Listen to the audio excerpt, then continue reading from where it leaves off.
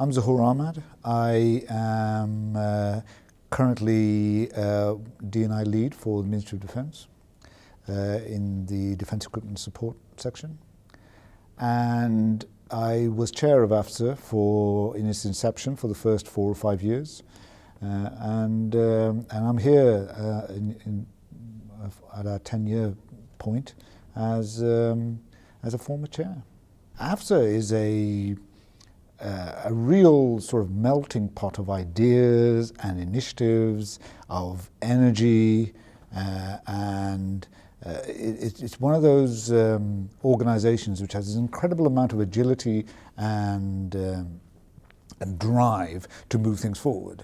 It's always looking at ideas with regards to innovation, with regards to areas that we can improve on, and it's because of the various different parts of AFSA, what you find is the whole is always so much greater than the sum of its parts, and the sum of its parts are always increasing. So kind of almost like this ball of momentum which has been moving through the National Fire Service in Britain, and always picking up more and more momentum as it's moving along. And so ultimately it's an incredible force for good, and everyone who's been involved in it, bar none, I think have had an incredibly positive experience, whether they are an associated organisation, like a corporate member or a sponsor, or whether as an individual being part of those, being part of the committee, or as a chairman. I mean, for myself particularly, I mean, I spent several years as chair, and it was always a very positive and very worthwhile time that I spent with AFSA. So even, I mean, I've chaired other conferences and other events, but none have been as fun, as exciting, as interesting, and thought-provoking, and as honest as AFSA are. So in AFSA there's no BS, can I say BS? Yeah. There's none of that. It is actually much more sort of really focused around, let's be honest about where we are, and let's be straight about what the future might hold for us. Well, I suppose when I was chair, there was just a small number of us. I mean, Jack Tar and the founding members, you know, that were around, Manjit, and but there were a number of willing volunteers, yeah, that believed in the mission, believed in the idea, believed in the vision that had been created with us. We then, over a period, well, relatively quickly, we picked up a lot of steam. So we picked up speed, and we managed to get immediately a number of fire services involved. And then slowly, as time progressed, the events became bigger and bigger and bigger and stronger. So, you know, even our first conference, we had a couple of hundred people present, and from right across the UK. Some people were interested and thinking, or curious. Others were sort of really getting a lot out of it. But the fact that we were all the time building those foundations, yeah. So, you know, we had no budget. We were a new organisation. We didn't know whether this was one of those things that would appear for a short period and then disappear.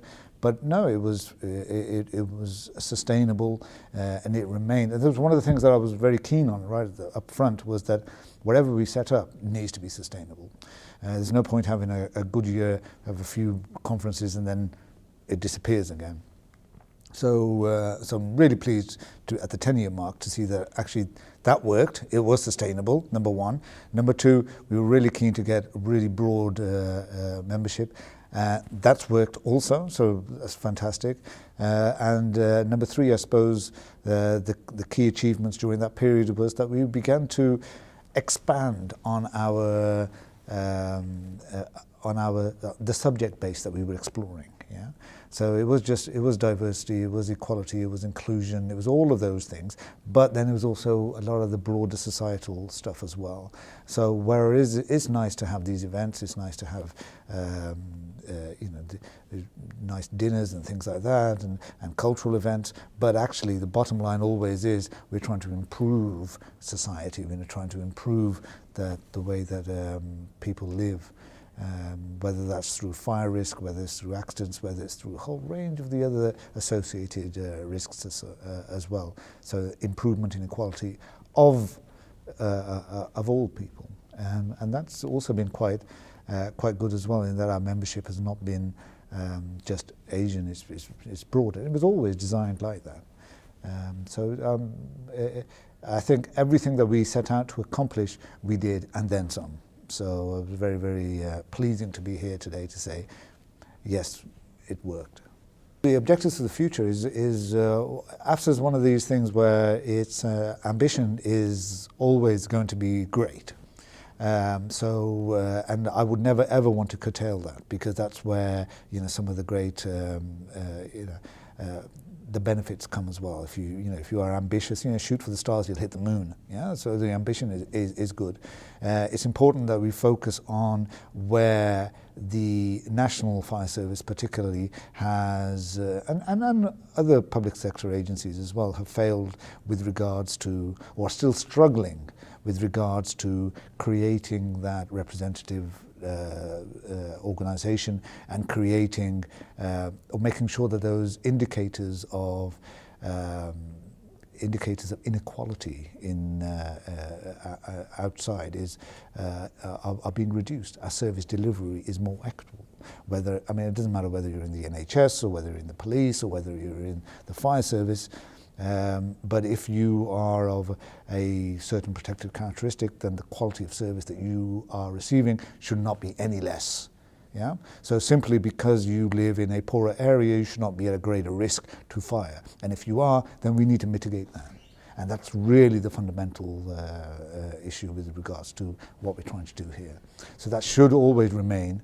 That said, as an organisation, we need to maintain the organisation as well. So, part of the role of any chair or any committee is to maintain the organisation, but to understand that when it comes to influencing, if people or other organisations are taking their foot off the gas, then you don't have a status quo. Things do tend to fall backwards.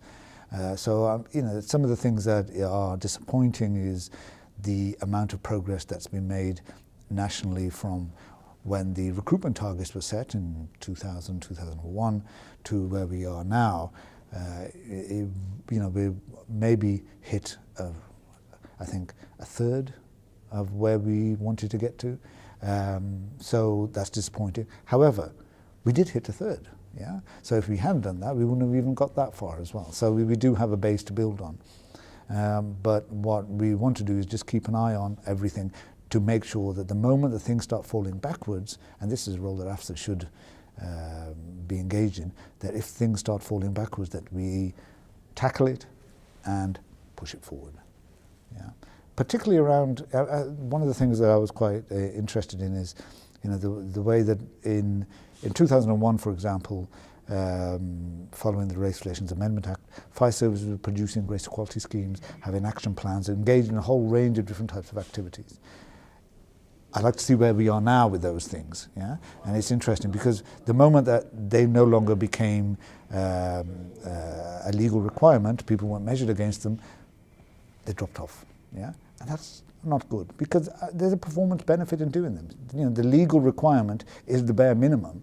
There's if you are good at diversity and inclusion and equality, then you are a good performing organisation, and that message needs to be really pushed forward.